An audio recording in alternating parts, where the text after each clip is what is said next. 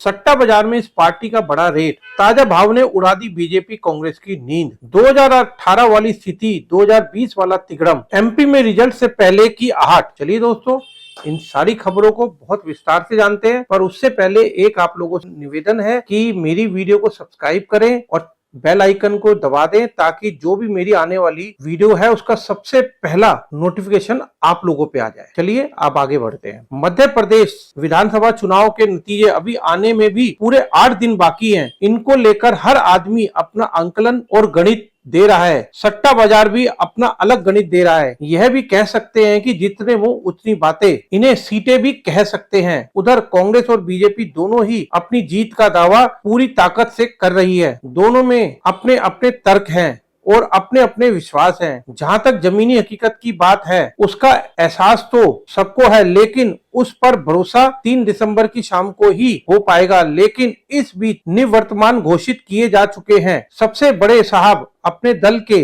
विधायक प्रत्याशियों में मेल मुलाकात और प्रशासनिक गतिविधियां चलाए जाने एक नई बहस छेड़ दी है। इस बहस के साथ ही एक सवाल भी उठा है कि क्या वे पार्टी लाइन से अलग अपनी खिचड़ी पका रहे हैं। इसकी बड़ी वजह यह बताई जा रही है कि जब पार्टी हाईकमान ने उन्हें मुख्यमंत्री पद से हटाने का अघोषित ऐलान कर दिया है, तो फिर अचानक से इतने सक्रिय क्यों हैं? हालांकि वे खुद कह चुके हैं कि उनके मुख्यमंत्री बनने का फैसला जनता और पार्टी तय करेगी, लेकिन नतीजों का इंतजार किए बिना वे कुर्सी पर बैठे रहने की कथित तैयारी कर रहे हैं। जानबूझकर सूत्रों का कहना है कि हार के कयासों के बीच मुख्यमंत्री उनकी हाईकमान एक बार फिर मार्च 2020 का खेल दोहराने की तैयारी कर रहे हैं। अभी तक के कयास यह भी है कि बीजेपी और कांग्रेस में कांटे की टक्कर है। इसके अलावा यहाँ प्रधानमंत्री नरेंद्र मोदी की साख भी दांव पर है। अगर बीजेपी हार गई तो मुख्यमंत्री की बजाय प्रधानमंत्री के लिए एक बड़ा झटका होगा। प्रधानमंत्री की छवि पर आने वाले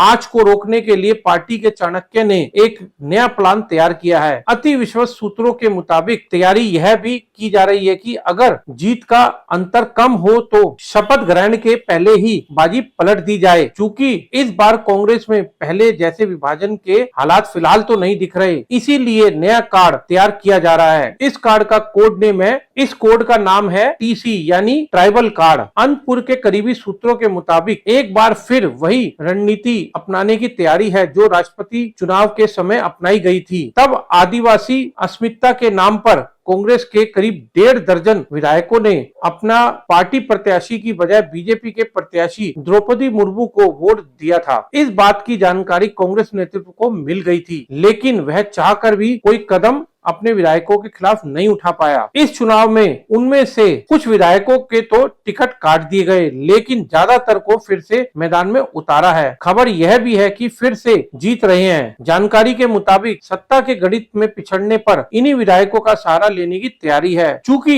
इनसे पहले से संपर्क में है, इसीलिए ज्यादा परेशानी भी नहीं होगी। इसीलिए एक योजना यह भी है कि कांग्रेस को बहुमत से रोकने के लिए पहले ही उससे अलग कर लिया जाए, साथ ही बहुमत के आधार पर अपनी सरकार बना ली जाए। एक बार फिर सरकार ना बनने पर कांग्रेस कुछ भी नहीं कर पाएगी। यह भी संभव है कि पिछली बार की तरह पाला बदलने वाले कांग्रेसी विधायकों की संख्या और बढ़ जाए। इस रणनीति पर काम करने की जिम्मेदारी चाणक्य ने एक बार फिर सौंपी है। बताते हैं कि उन्हें भरोसा दिया गया है कि अगर वे सफल हुए तो उन्हें उचित पुरस्कार भी दिया जाएगा। यह पुरस्कार वह कुर्सी भी हो सकती है जिस पर अभी वे विराजे हैं। इसी वजह से अचानक सक्रिय हो गए हैं। उनका आत्मविश्वास भी बढ़ गया है। सुना है कि इस प्लान की खबर कांग्रेस के जय और वीरू को भी लग गई है। अब वे भी एक और धोखा खाने को तैयार नहीं है, इसीलिए वे भी गडरियाई की तरह सतर्क है। अपनी कमजोर कड़ियों की निगरानी की व्यवस्था में लग गए हैं। देखना यह है कि इस बार खेला कौन करेगा और कैसे होगा। जहां तक तीसरे खेमे का सवाल है, उसे तो सत्ता के बारे में लाने के लिए कुछ खास मेहनत की जरूरत नहीं है। जो भी दल सरकार बनाएगा वह उसी के साथ जाएगा।